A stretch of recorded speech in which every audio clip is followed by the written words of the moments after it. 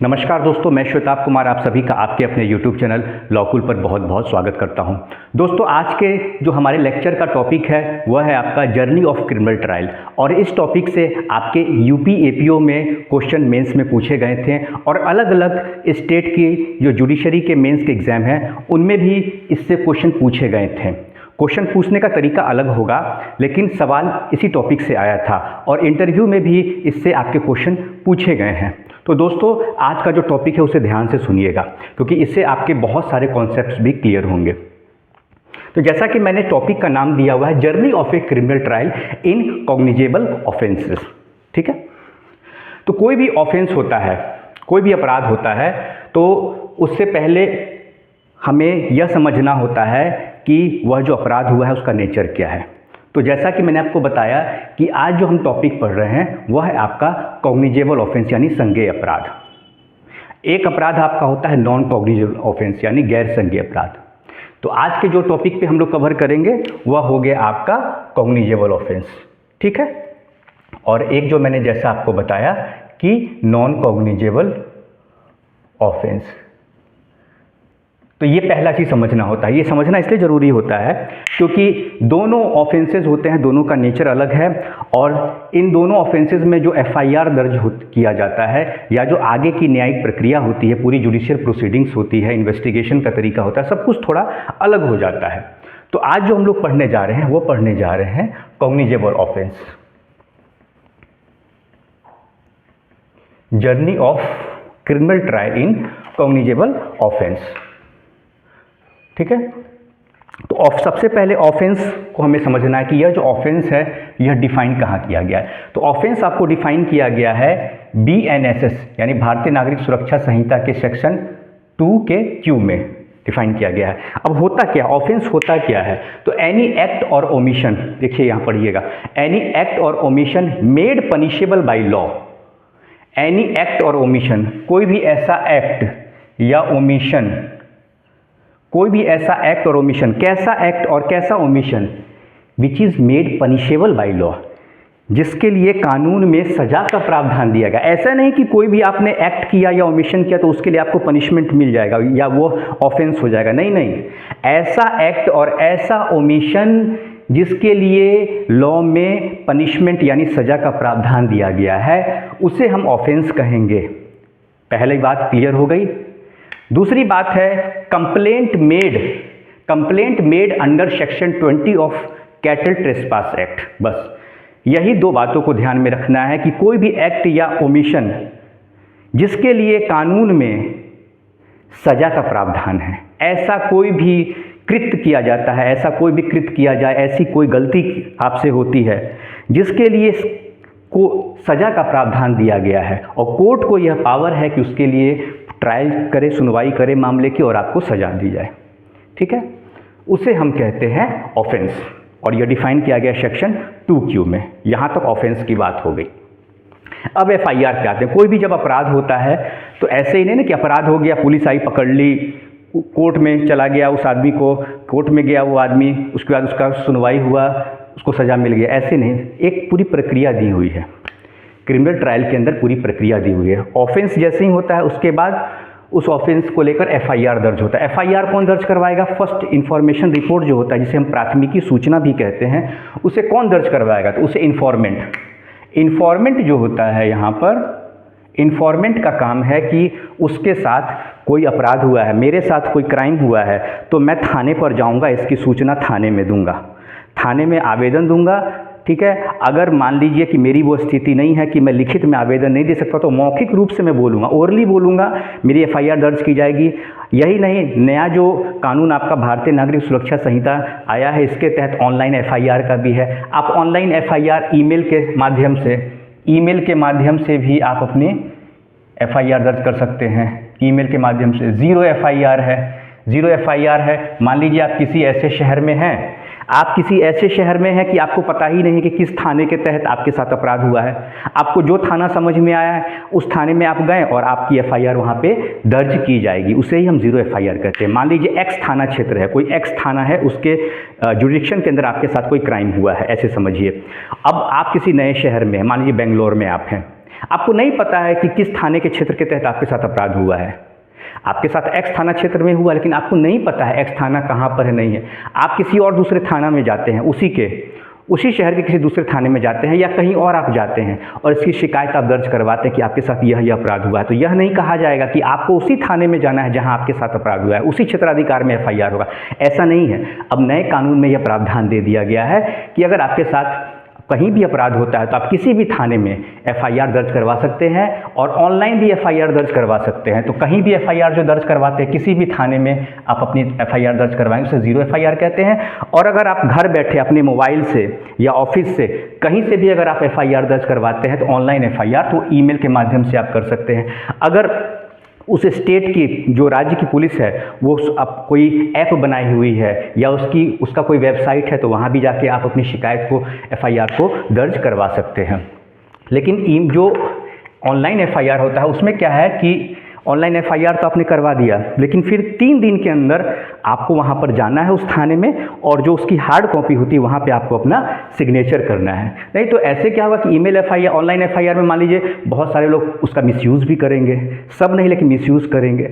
अब मान लीजिए मिसयूज़ अगर होता है, इसी को रोकने के लिए एक प्रोविज़न दे दिया गया है कि 3 दिन विदिन 3 डेज़, ठीक है, विदिन 3 डेज़ जो है वहाँ पर जाके जो इन्फॉर्मेंट है या जो विक्टिम है वहाँ पे जाके अपना उस एफआईआर की जो हार्ड कॉपी है उसका जो प्रिंट रहेगा थाने में उस पर अपना सिग्नेचर करना है। ठीक है, तो ये हो गया एफआईआर की बात। एफआईआर आपको भारतीय नागरिक सुरक्षा संहिता में जो नया आपका कानून है उसमें सेक्शन 173 के तहत आपको एफआईआर का प्रावधान दिया गया है। तो यह बात आप समझ गए एफआईआर की। तो अभी तक हमने क्या किया, हमने किया कि जो कॉग्निजेबल ऑफेंस होता है, ठीक है, जो कॉग्निजेबल ऑफेंस होता है उसमें हमारे साथ कोई अपराध होता है तो अपराध क्या होगा वो हमने पढ़ा, अपराध पढ़ा। जर्नी ऑफ क्रिमिनल ट्रायल में सबसे पहले हमने ऑफेंस देखा, ऑफेंस हुआ हमारे साथ, ऑफेंस हुआ ऐसे ही अपराध होता है, हम गए इसकी शिकायत लेकर एफआईआर दर्ज करवाने। ठीक है, इन्फॉर्मेंट हो सकते हैं या विक्टिम हो सकते हैं। इन्फॉर्मेंट का मतलब कि जिसको घटना की जानकारी है, या विक्टिम भी इन्फॉर्मेंट हो सकता है। या मान लीजिए विक्टिम की ऐसी स्थिति नहीं है, विक्टिम की ऐसी स्थिति नहीं है कि वह थाने जा पाए, तो उसके बिहाफ से उसके फैमिली के मेंबर हो गए, उसके पेरेंट्स हो गए, उसके हस्बैंड हो गए, जो भी उसके परिवार के लोग हो गए, वह इसकी शिकायत करेंगे थाने में जाकर।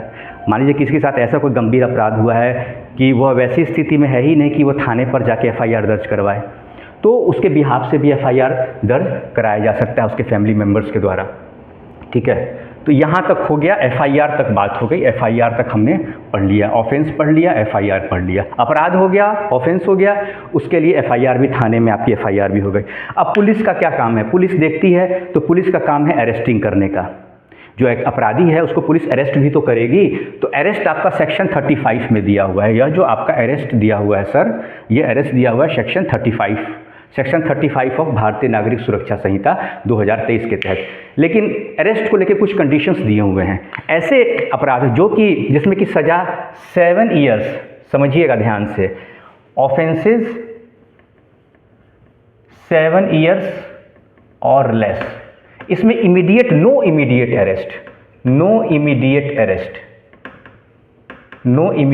अरेस्ट, इसमें पहले आपको इंक्वायरी पुलिस के द्वारा करना होगा, या ऐसा लगता है पुलिस को मामले में की गंभीरता अगर लगती है कि एक्यूज कहीं भाग न जाए, ठीक है, या जो सबूत है उससे छेड़छाड़ न करे, या फिर उसको ऐसा लगता है कि देश छोड़ के कहीं बाहर न चला जाए, या फिर जो इन्फॉर्मेंट है उसको कहीं डराए धमकाए नहीं। होता है दबंग होते हैं लोग, तो वो अपना मसल मैन है वो, ठीक है, बाहुबली है, तो किसी को जो इन्फॉर्मेंट है या विटनेसेस हैं उसको डराए या धमकाए नहीं। तो वैसी स्थिति में पुलिस को लगता है या मामले की कोई ऐसी है, पूछताछ करना है मामले को लेकर, तो वैसी स्थिति में पुलिस उसकी अरेस्टिंग कर सकती है। लेकिन इन जनरल रूल यही है जो अरेस्टिंग का है कि अरेस्ट इसमें जो 7 साल या 7 साल से कम का ऑफेंस या अपराध है उसमें इमीडिएट अरेस्टिंग नहीं होगी। तो एक तो बात यह हो गया, तो अरेस्ट तक हम लोग आ गए। ठीक है, अरेस्ट के बाद क्या होगा वह आप देख लीजिए। गिरफ्तारी हो गई, गिरफ्तारी हो जाता है, उसके बाद फिर पुलिस का दूसरा काम क्या है यह जान लीजिए। अच्छा, अरेस्ट होने के बाद ऐसा नहीं है कि पुलिस उसको अरेस्ट कर ली और अपने पास रखी हुई है। अरेस्ट के बाद विदिन 24 आवर्स जो है उसको प्रोड्यूस करना है। कहाँ प्रोड्यूस करना है, तो बिफोर मजिस्ट्रेट करना है। जो मजिस्ट्रेट हैं उनके समक्ष जो है 24 घंटे के अंदर एक्यूज को प्रोड्यूस करना है। यहाँ तक बात हुई। उसके बाद इन्वेस्टिगेशन की बात आती है। इन्वेस्टिगेशन में जब पुलिस इन्वेस्टिगेशन करती है और जो रिपोर्ट पुलिस के द्वारा, आईओ के द्वारा, जो इन्वेस्टिगेटिंग ऑफिसर होते हैं उनके द्वारा जो रिपोर्ट कोर्ट में कहाँ सौंपा जाएगा, वो रिपोर्ट जो पुलिस इन्वेस्टिगेशन करती है, ऑफेंस हो गया, ऑफेंस के बाद एफआईआर दर्ज हुआ, एफआईआर के बाद अरेस्टिंग हुई, अरेस्टिंग हो गई, फिर विदिन 24 आवर जो एक्यूज है जिसे पुलिस ने पकड़ा है उसे कोर्ट के सामने प्रोड्यूस करना है, फिर कोर्ट उसको जुडिशियल कस्टडी हो, जुडिशियल कस्टडी भेज दे, जेल में भेज दे, या अगर इन्वेस्टिगेशन के लिए, पूछताछ के लिए पुलिस को लगता है तो पुलिस कस्टडी मांग सकती है। वहाँ तक तो ठीक है। अब इन्वेस्टिगेशन, पुलिस का काम हो गया कि इन्वेस्टिगेशन, ऐसा थोड़ी ना पकड़ के कोर्ट में लाया गया, कोर्ट ने सजा सुना दिया, नहीं, अब इन्वेस्टिगेशन होगा। क्योंकि एफआईआर का काम क्या होता है, एफआईआर का काम होता है to set the law into motion. FIR का काम होता है to set the law into motion, यानी जो न्यायिक प्रक्रिया होती है, ठीक है, उसकी शुरुआत वहां से होती है। ऐसा नहीं कि एफआईआर हो गया और पनिशमेंट दे दिया गया, नहीं नहीं, इसका काम होता है to set the law into motion, motion में लाना, यानी कि यहां से प्रोसेस शुरू हो जाता है, प्रोसेस होता है। यह लॉ में कहा जाता है, एफआईआर का मतलब हो गया कि फर्दर प्रोसीडिंग अब स्टार्ट होगी, वहां से फर्दर प्रोसेस स्टार्ट होगा। ऐसा थोड़ी ना है कि एफआईआर हो गया और एफआईआर में जो आरोप लगे हैं, जो एलिगेशन लगे हैं, उसी पर सज़ा मिल जाएगा। ऐसे तो कोई भी किसी के ऊपर एफआईआर कर देगा उसको जेल हो जाएगा, ऐसे नहीं है, उसको सज़ा मिल जाएगी। जेल जाना पड़ता है वो दूसरी बात है, लेकिन सज़ा, पनिशमेंट उसको नहीं होगा, पनिशमेंट नहीं होता है, पनिशमेंट होता है आपको ट्रायल के बाद। तो इन्वेस्टिगेशन हो गया। इन्वेस्टिगेशन के बाद जो पुलिस रिपोर्ट सौंपती है कोर्ट के अंदर, न्यायालय के अंदर, उसमें भी दो बातें आती हैं। ऐसा थोड़ी ना कि पुलिस ने रिपोर्ट सौंप दी और उसमें होगा कि ठीक है इन्होंने यह क्राइम किया है। फिर इन्वेस्टिगेशन का मतलब क्या है, जब एफआईआर के आधार पे ही कोर्ट में कह देना है यह बात कि हाँ ये जो एक्यूज पर्सन है इन्होंने क्राइम किया है, अब इनको सजा मिलेगी, ऐसा नहीं है। पुलिस रिपोर्ट के बाद दो बातें आती हैं पुलिस रिपोर्ट में, एक आती है चार्जशीट या चालान, या दूसरा आता है फाइनल रिपोर्ट या क्लोजर रिपोर्ट। अब यह क्या था, चार्जशीट या चालान का मतलब हुआ कि जो जो आरोप लगाए गए थे एक्यूज्ड के ऊपर, मान लीजिए एक्यूज्ड एक्स पर्सन है, एक्स है, वह एक्यूज्ड है, उसके ऊपर जो जो एफआईआर में आरोप लगाए गए थे वह सही पाए गए, इन्वेस्टिगेशन में पर्याप्त सबूत मिले हैं, प्रॉपर एविडेंस मिले हैं, प्रॉपर एविडेंस मिले हैं उसके खिलाफ, इसलिए पुलिस ने क्या की, पुलिस ने चार्जशीट, इन्वेस्टिगेटिंग ऑफिसर ने, आईओ ने कोर्ट में चार्जशीट फाइल कर दिया, चार्जशीट या चालान उसे हम कहते हैं। यानी कि अब इसने ये जो मामला है सत्य पाया गया है, इस फला व्यक्ति ने, एक्स पर्सन ने यह क्राइम किया है। एक तो सिचुएशन यह हो गया, फर्स्ट सिचुएशन कि एविडेंस फाउंड अगेंस्ट एक्यूज्ड। दूसरा है फाइनल रिपोर्ट या क्लोजर रिपोर्ट। फाइनल रिपोर्ट और क्लोजर रिपोर्ट पुलिस तब लगाती है अपने इन्वेस्टिगेशन करने के बाद पुलिस रिपोर्ट में, जब मामला नो एविडेंस का हो। सर, नो एविडेंस हो, दो सिचुएशन हो गई, एक जगह एविडेंस मिला और एक जगह एविडेंस नहीं मिला। जब एविडेंस मिलता है तो पुलिस उसको कोर्ट में जो रिपोर्ट लगाती है उसे हम कहते हैं चार्जशीट या चालान, और जब एविडेंस नहीं मिलता है यानी नो एविडेंस का केस होता है तो उसी को जो रिपोर्ट लगाती है पुलिस, उसको हम फाइनल रिपोर्ट कहते हैं या क्लोजर रिपोर्ट कहते हैं। यानी एविडेंस नहीं मिला, एक्यूज्ड के खिलाफ, आरोपी के खिलाफ किसी भी प्रकार का साक्ष्य नहीं मिला है जिससे ऐसा प्रतीत होता है कि उसने यह अपराध किया है। एक्स के द्वारा, फला व्यक्ति के द्वारा, जिनका नाम एफआईआर में एक्स या वाई हैं, दो व्यक्ति हैं, इन दोनों के खिलाफ किसी भी प्रकार का सबूत नहीं मिला है, ठीक है। और यह लगाते हुए पुलिस अपना पूरी रिपोर्ट सौंपती है। कहाँ सौंपती है, तो कोर्ट में, न्यायालय में, ठीक है, court of JM, judicial magistrate, judicial magistrate की कोर्ट में यह रिपोर्ट सौंपा जाता है, ठीक है। अब यहाँ पर आता है, यहाँ तक पुलिस का रोल खत्म हो गया। इन्वेस्टिगेशन की रिपोर्ट पुलिस ने कोर्ट में फाइल कर दी, अब यहाँ से पुलिस का रोल खत्म हो गया। अब कहानी शुरू होता है यहाँ पर कोर्ट का, यानी कॉग्निजेंस का। कॉग्निजेंस कौन लेगा, पुलिस नहीं लेगी, कोर्ट। मामले का संज्ञान जो होगा किसके द्वारा लिया जाएगा सर, यह लिया जाएगा कॉग्निजेंस, जिसे हम कहते हैं, कॉग्निजेंस लिया जाता है आपको कोर्ट के द्वारा, कोर्ट ऑफ जुडिशियल मजिस्ट्रेट, जिसको हम क्रिमिनल कोर्ट ऑफ ओरिजिनल जुडिक्शन कहते हैं। तो जुडिशियल मजिस्ट्रेट जो हैं आपके, उनको देखना है पुलिस रिपोर्ट को वह देखते हैं। तो दो तरीका है, तरीका तीन है, तो दो तरीके को मैं डिस्कस कर रहा हूँ, तीसरा भी मैं आपको बता देता हूँ। पहला है अपॉन पुलिस रिपोर्ट के आधार पर, यानी पुलिस ने जो रिपोर्ट सौंपी है, जिसके बारे में बात किया हूँ आपको, या तो चार्जशीट हो या फिर फाइनल रिपोर्ट हो, क्लोजर रिपोर्ट हो। तो अगर पुलिस रिपोर्ट को अगर के आधार पर कॉग्निजेंस लेती है, कोर्ट के द्वारा लिया जाता है, तो यह आपको सेक्शन 210 सेक्शन 210 के क्लॉज 1 के सब क्लॉज बी के तहत होगा, क्लॉज 1 के सब क्लॉज बी के तहत होगा, बी के तहत, ठीक है। और अगर कंप्लेंट होता है, प्राइवेट कंप्लेंट के आधार पर होता है, तो यह लिया जाएगा सेक्शन 210 के सबसेक्शन 1 के क्लॉज ए के तहत, ठीक है। और वहीं स्वतः संज्ञान, कोर्ट के द्वारा स्वतः संज्ञान लिया जाता है, तो यही 210 हो जाता है, 210 का सबसेक्शन 1 का क्लॉज सी हो जाता है, ठीक है। तो यह बात आप समझ गए। तो यह कॉग्निजेंस का हो गया कि अपॉन पुलिस रिपोर्ट या अपॉन कंप्लेंट। तो यहाँ पुलिस रिपोर्ट की बात आई है, तो यहाँ पुलिस रिपोर्ट को अगर एक्सेप्ट करती है, कोर्ट एक्सेप्ट करती है कि ठीक है पुलिस ने जो रिपोर्ट दी है, चाहे वो क्लोजर रिपोर्ट हो या फिर चार्जशीट हो, अगर उसको उसके आधार पे आगे प्रोसीडिंग करती है कोर्ट, तो वह कॉग्निजेंस माना जाएगा सेक्शन 210 के सबसेक्शन 1 ऑफ क्लॉज बी के तहत, ठीक है, क्लॉज बी के तहत माना जाएगा। हाँ, अगर वैसी स्थिति में यहाँ पर क्या करना है, इस बीच में क्या होता है, जब पुलिस के द्वारा रिपोर्ट सौंप दिया जाता है और उसका जब जुडिशियल नोटिस किया जाता है कोर्ट के द्वारा, यानी कि application of judicial mind, cognizance से पहले पुलिस ने रिपोर्ट सौंपी, पुलिस PR, ठीक है, पुलिस रिपोर्ट, और इसके बीच में है यहाँ पर आगे लास्ट में कॉग्निजेंस।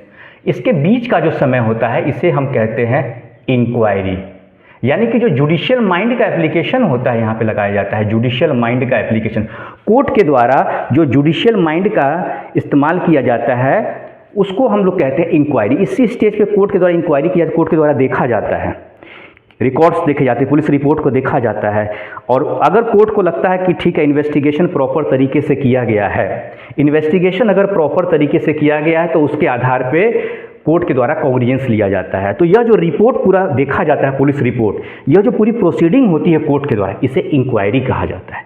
यानी इन्वेस्टिगेशन के बाद पुलिस के द्वारा रिपोर्ट सौंपा गया, पुलिस रिपोर्ट जब थाने के द्वारा यानी इन्वेस्टिगेटिंग ऑफिसर के द्वारा जब कोर्ट में सबमिट किया जाता है, तो कॉग्निजेंस उसके बाद होता है। लेकिन उसके बीच का जो समय होता है, यानी जो हमारे जुडिशियल ऑफिसर होते हैं, जुडिशियल मजिस्ट्रेट, जो रिकॉर्ड को देखते हैं, FIR जो हो गया, FIR के बाद जो पुलिस रिपोर्ट हो गया, पुलिस रिपोर्ट को जो पूरा देखते हैं, इन्वेस्टिगेशन की रिपोर्ट को पूरा देखते हैं, तो उस पूरी प्रक्रिया को कहा जाता है इंक्वायरी। और इंक्वायरी में अगर लगता है कि हाँ पुलिस ने इन्वेस्टिगेशन सही तरीके से की है, पुलिस रिपोर्ट सही है और जो मामला है वह सही है, चाहे वह चार्जशीट के रूप में हो, चाहे क्लोजर रिपोर्ट के तौर पे हो, तो अगर कोर्ट कॉग्निजेंस लेती है उसके बाद आगे की प्रक्रिया शुरू होती है। तो बीच की जो प्रक्रिया होती है उसे हम कहते हैं इंक्वायरी। और इंक्वायरी किया जाता है किसके द्वारा किया जाता है, तो इंक्वायरी किया जाता है आपको कोर्ट के द्वारा, माननीय न्यायालय के द्वारा किया जाता है। अगर मान लीजिए कि अच्छा एक चीज़ बता दूं कि जो पुलिस रिपोर्ट होता है वह आपके सेक्शन 193 के सबसेक्शन 3 ऑफ भारतीय नागरिक सुरक्षा संहिता के तहत आता है। पहले ये सेक्शन आपको किस में आता था, 173 के सबसेक्शन 3 के तहत आता था, CRPC में। यहाँ यह हो गया सेक्शन 193 के सबसेक्शन 3 के तहत, ठीक है। चलिए यहाँ तक तो हो गया। कोर्ट को यह अधिकार है कि अगर लगता है कि और भी कुछ इन्वेस्टिगेशन होने चाहिए, ठीक है, या जो इन्वेस्टिगेटिंग ऑफिसर है उसको भी लगता है कि कुछ और साक्ष्य इस मामले में मिल सकते हैं, तो बिफोर ट्रायल फर्दर इन्वेस्टिगेशन किया जा सकता है। बिफोर ट्रायल अभी मामले की सुनवाई नहीं शुरू हुई है, ट्रायल अभी शुरू नहीं हुआ है, सिर्फ अभी मान लीजिए संज्ञान लिया गया, कॉग्निजेंस लिया गया, अभी ट्रायल की प्रक्रिया शुरू नहीं हुई है, तो वहाँ फर्दर इन्वेस्टिगेशन किया जा सकता है। आईओ के द्वारा, पुलिस के द्वारा भी किया जा सकता है, इसमें कोर्ट की अनुमति की जरूरत नहीं है। और ये प्रावधान देखा सेक्शन 193 के सबसेक्शन 9 के तहत, सेक्शन 193 के सबसेक्शन 9 के तहत। और कोर्ट भी आदेश दे सकती है, कोर्ट को भी लगता है कि नहीं और भी कुछ साक्ष्य की ज़रूरत है, और भी इन्वेस्टिगेशन होना चाहिए, फर्दर इन्वेस्टिगेशन, तो कोर्ट भी, माननीय न्यायालय भी आदेश दे सकती है इन्वेस्टिगेटिंग ऑफिसर को कि आप इस मामले में अभी फर्दर इन्वेस्टिगेशन कीजिए, अभी और भी कुछ साक्ष्य हैं जिनके मिलने की संभावना है। तो यही आपको दिया हुआ है बिफोर ट्रायल, यानी ट्रायल की शुरुआत से पहले, मामले के विचारण से पहले, ठीक है, उसकी सुनवाई से पहले फर्दर इन्वेस्टिगेशन किया जा सकता है। अब मान लीजिए कि ट्रायल शुरू हो गया, तब क्या होगा, अगर ट्रायल शुरू हो गया तो वहाँ भी अगर पुलिस को, इन्वेस्टिगेटिंग ऑफिसर को लगता है कि नहीं कुछ ऐसे साक्ष्य हैं जिनकी ज़रूरत है, तो वहाँ भी पुलिस फर्दर इन्वेस्टिगेशन कर सकती है।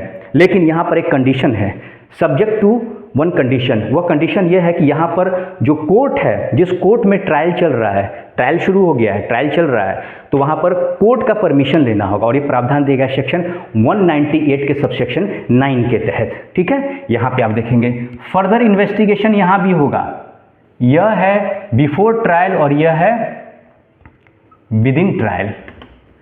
विद इन ट्रायल, यह ट्रायल के बीच में है, यह विद इन ट्रायल है। तो दो सिचुएशन में फर्दर इन्वेस्टिगेशन हो सकता है। एक है बिफोर ट्रायल, ट्रायल के जो सुनवाई है उससे पहले भी पुलिस फर्दर इन्वेस्टिगेशन कर सकती है, और एक है जो ट्रायल के बीच में, ट्रायल शुरू हो चुका है उसके बीच में भी अगर पुलिस को लगता है तो यहाँ भी पुलिस फर्दर इन्वेस्टिगेशन कर सकती है। लेकिन दोनों में अंतर यह है कि अगर before trial in further investigation करना है तो यहाँ किसी भी प्रकार के पुलिस को परमिशन लेने की ज़रूरत नहीं है। लेकिन अगर ट्रायल शुरू हो गया है और तब फर्दर इन्वेस्टिगेशन करना है तो वैसी स्थिति में पुलिस को उस कोर्ट से परमिशन लेने की ज़रूरत है जिस कोर्ट में, जिस माननीय न्यायालय में मामले की सुनवाई चल रही है, वहाँ पे ट्रायल चल रहा है।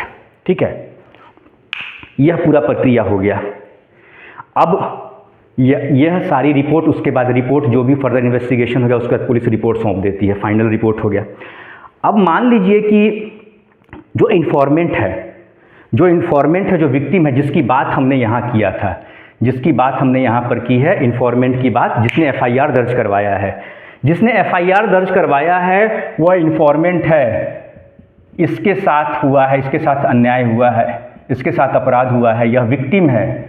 विक्टिम को ऐसा लगता है कि पुलिस ने जो रिपोर्ट सौंपी है, पुलिस ने जो रिपोर्ट सौंपी है वह सही नहीं है।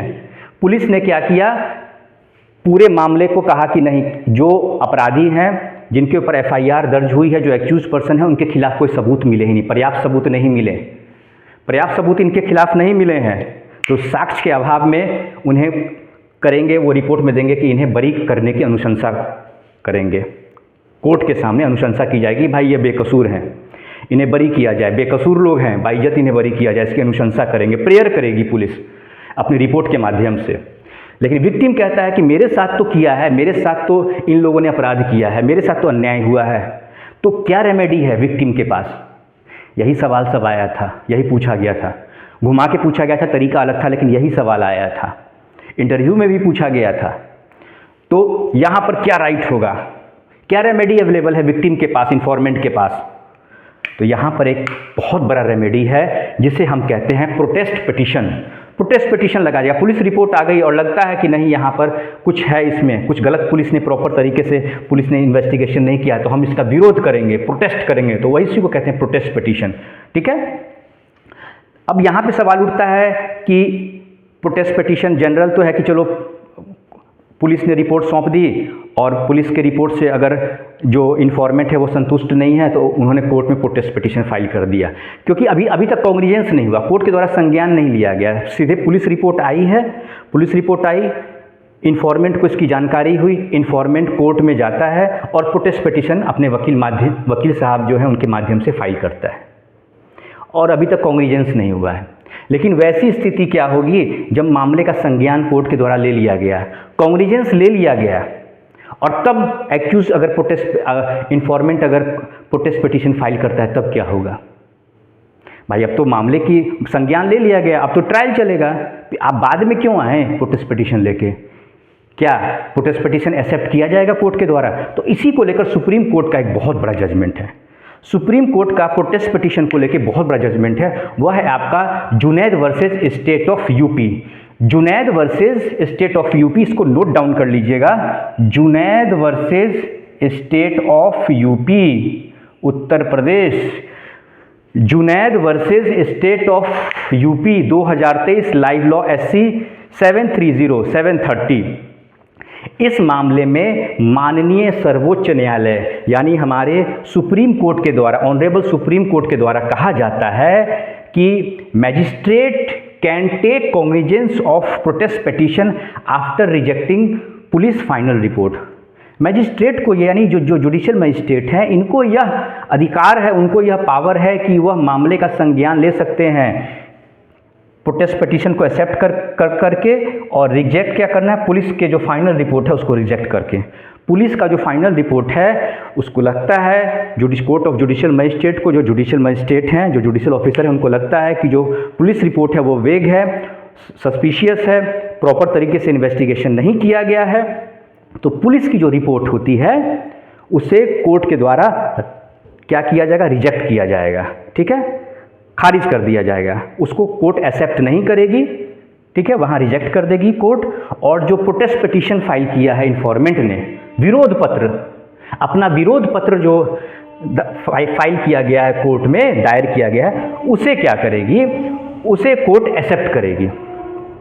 यह तो ठीक है, लेकिन सवाल उठता है कि पुलिस रिपोर्ट को अगर एक्सेप्ट कर लिया गया कोर्ट के द्वारा, किसी कारण से इन्फॉर्मेंट को इसकी जानकारी नहीं हुई, बाद में उनको जानकारी होती है, ठीक है, पहली तारीख को एक्सेप्ट कर लिया गया कोर्ट के द्वारा पुलिस रिपोर्ट को, और पता चलता है जब एक्सेप्ट हो गया तब देर शाम को पता चलता है इन्फॉर्मेंट को, विक्टिम को, कि कोर्ट के द्वारा तो रिपोर्ट को एक्सेप्ट कर लिया गया, मैंने जो एफआईआर किया वो बेकार चला गया, उसका कोई फ़ायदा नहीं, मुझे न्याय नहीं मिलेगा। तो यहाँ पर क्या रेमेडी अवेलेबल है, ये सवाल पूछा गया था।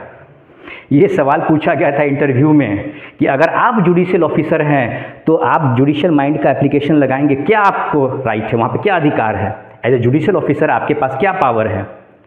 यहीं पर बात उठती है एप्लीकेशन ऑफ जुडिशियल माइंड की। तो यही सुप्रीम कोर्ट का जजमेंट जो Junaid versus state of Uttar Pradesh है, इसमें कहा गया, इसके पैरा 11 में, para 11 of Junaid versus state of UP के मामले में कहा गया, It may be noted that even in a case where the final report of the police under section 173, now 173 मतलब वही पुलिस रिपोर्ट या फाइनल रिपोर्ट, अब वो 193 हो गया। यहाँ पर आपको मैंने बताया ना 193, ये रहा 193, ठीक है। तो ये 193 के तहत एक्सेप्टेड, ध्यान से सुनिएगा, It may be noted that even in a case where the final report of the police under section 173, now section 193 of भारतीय नागरिक सुरक्षा संहिता is accepted, टर्म बहुत बड़ा टर्म है, is accepted and the accused persons are discharged भी कर दिया गया हो कोर्ट के द्वारा, discharge, the magistrate has the power to take cognizance of the offence on a complaint or a protest petition on the same allegation even after the acceptance of final report। समझ में आया? यहां judgement क्या कह रहा है, note down कर लीजिएगा। Junaid versus state of UP, इस मामले में कहा जाता है कि मैजिस्ट्रेट को तो पावर है कि पुलिस के द्वारा जो फाइनल रिपोर्ट सबमिट किया गया है उसे रिजेक्ट करे और प्रोटेस्ट पिटीशन को एक्सेप्ट करके, और फिर जो प्राइवेट कंप्लेंट में कन्वर्ट हो गया सेक्शन 223 के तहत, उसमें आगे की सुनवाई करे, आगे फिर सुनवाई होगी, नोटिस सम्मन जाएगा, आगे ट्रायल चलेगा। यह अधिकार है कि प्रोटेस्ट पिटीशन को एक्सेप्ट करे और पुलिस की रिपोर्ट को खारिज करे, यानी इन्फॉर्मेंट की बात को सुनते हुए, मामले का संज्ञान लेते हुए आगे की कार्रवाई कोर्ट करेगी। लेकिन अगर वैसी स्थिति में पुलिस रिपोर्ट को कोर्ट के द्वारा, माननीय न्यायालय के द्वारा, जुडिशियल मजिस्ट्रेट के द्वारा एक्सेप्ट कर लिया जाता है और जो एक्यूज्ड पर्सन है, जो आरोपी है, उनको डिस्चार्ज भी कर दिया जाता है मामले से, उन्हें भाई कहा कि अब आपके खिलाफ तो कोई सबूत ही नहीं है, अब जाइए, आपका काम क्या है, फिर भी अगर जो इन्फॉर्मेंट हैं उन्होंने उसी मामले को लेकर कंप्लेंट फाइल किया है या प्रोटेस्ट पिटीशन उसके बाद भी वो फाइल करते हैं, तो वैसी स्थिति में magistrate has the power to take cognizance of the offence on a complaint के आधार पर या प्रोटेस्ट पिटीशन के आधार पर, सेम आरोप, सेम एलिगेशन के आधार पर फाइनल रिपोर्ट को रिजेक्ट करते हुए एक्सेप्ट किया जाएगा प्रोटेस्ट पिटीशन को। यही बात कहा गया है। समझ में आ गई बात? प्रोटेस्ट पिटीशन बहुत पावरफुल है। तो प्रोटेस्ट पिटीशन, अब मान लीजिए एफआईआर था, एफआईआर के आधार पे, एफआईआर जो पुलिस के यहाँ दर्ज कराई गई एफआईआर, तो उस एफआईआर में पुलिस ने तो कह दिया कि भाई ये लोग बेकसूर है, इनके खिलाफ कोई सबूत नहीं है, तो एफआईआर की कहानी तो खत्म हो गई, एफआईआर का रोल यहाँ ख़त्म हो गया। लेकिन अब कहानी शुरू होती है यहाँ पर प्रोटेस्ट पिटीशन की, जो तो प्रोटेस्ट पिटीशन के आधार पे जो कोर्ट के द्वारा संज्ञान लिया जाएगा उसमें मामले की सुनवाई होगी प्राइवेट कंप्लेंट के द्वारा।